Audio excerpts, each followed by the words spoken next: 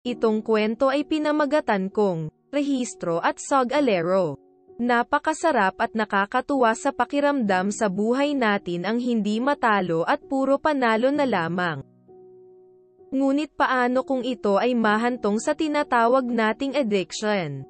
Ang addiction daw ay isang pangyayari na dapat ay libangan lamang ngunit nauuwi sa pagkalululong. Kaya mo bang maitigil ito at talikuran na parang wala lang? Dear Madam Hazel, isa po ako sa libo-libong mga nakaranas na nito at itago ninyo na lang ako sa pangalang Doden.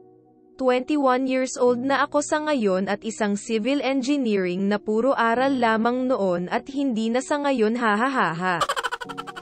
Sisimulan ko ang kwentong ito kung kailan nagsimula din akong pumindot ng isang link at magrehistro na nagmula sa aking kaklase na Sog-Alero. Dati-rati ay link lang mula sa aming school ang aking pinagrerehistrohan. Ngayon ay pati na din sa mga Sog-Alan. Bago ko ito simulan ang akin lang hinihiling ay hindi ako may sumbong sa aming principal hahaha. Hindi ko naman sinasabi na nalulong na ako dito, pero parang ganun na nga. Nagsimula sa patikim-tikim, pinilit kong gustuhin at nagsimulang lumalim. Buhat ng ako ay papanalunin hahaha. Nagsimula ako sa mines at super mines humantong na din sa mga game slots. Pindot dito, pindot doon at bomba dito, bomba doon. Madaming laro ang aking sinusubukan ngunit sa mines lang talaga ako lubos na kinakabahan at naiirita ng tuluyan dahil sa dami ba naman ng aking tamang napipindot ngunit sa isang maling galaw bomba aking nasisilayan. Sumubok din ako sa ibang mga laro katulad ng Geely at PG. Dito ako lubos na nawili dahil malalaki ang mga bigay na premyo. Kasing laki ng ngiti ko kapag ako'y nakakapanalo. 3 scatter lamang tiyak na malaki ang aking may scam. Pero minsan ako ang kanilang nai-scam. Magbibigay ba na naman ng scatter pero maliit naman ang bigayan. Sumubok din ako ng money coming. Pero bakit ganon imbes na yung balance ko is coming? Pag nilalaro ko na nagiging outgoing. Isa pa dito ay ang larong Aztec, di ba ang astig ng pangalan pero isa yan sa nakapagbigay sa akin ng astig din na pagkapanalo. Hindi ko akalain na yung 100 ko naging 500.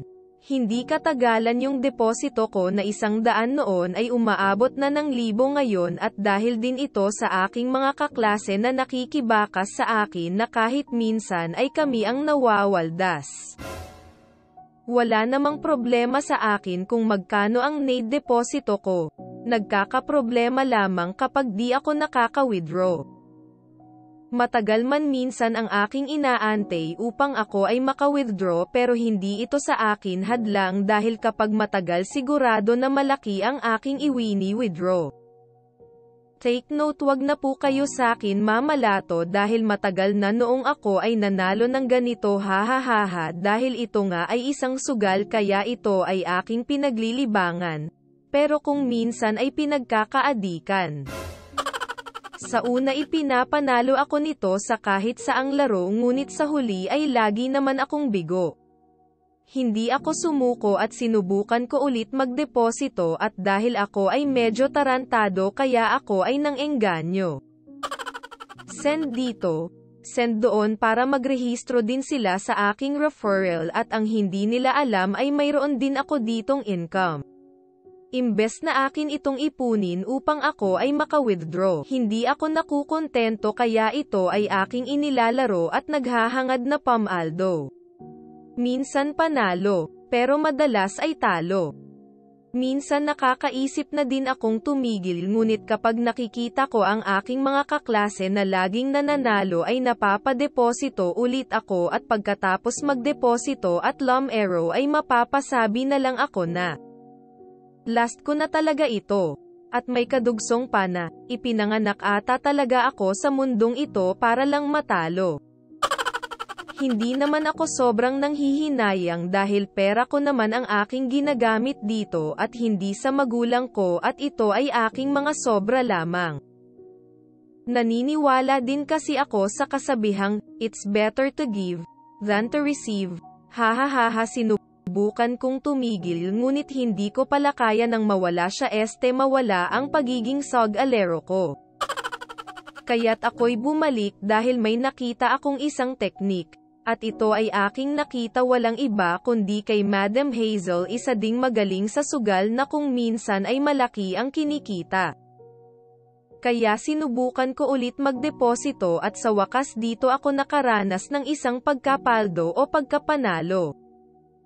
Ang akin lang na hinihiling ay sana sa susunod kong pagdeposito ay ako ay lagi nang papanalunin at kay Madam Hazel dito sana ay inyo din akong papanalunin. Hahaha, ako ay nagpapasalamat din kay Madam. Dahil sa kanyang mga balato sa amin kami ay pumapaldo din. Kaya salamat ulit Madam Hazel sa pag-share ninyo ni Mommy ng blessing. Ang sagot ko nga pala sa aking katanungan na kung kaya ko nga ba itong itigil at talikuran na lamang. Syempre hindi pa sa ngayon. Dahil hanggang ngayon ay isa pa din akong sog-alero ngunit nililimitahan ko na lamang ito. Dahil naniniwala naman ako sa kasabihang, ang lahat ng kulang at ang lahat ng sobra ay nakakasama kaya dapat ay balanse lamang. Hindi ko nga pala makakalimutan ang aking kaklase na siyang sa akin ay nagparehistro kaya ito ako ngayon certified ng sog-alero. Nagsusugal nagmamahal. Dodon. Gusto mo din bang i-share ang kwento mo? Mag-PM ka lang sa Facebook page na Kwento Mo kay Hazel. Salamat sa panonood.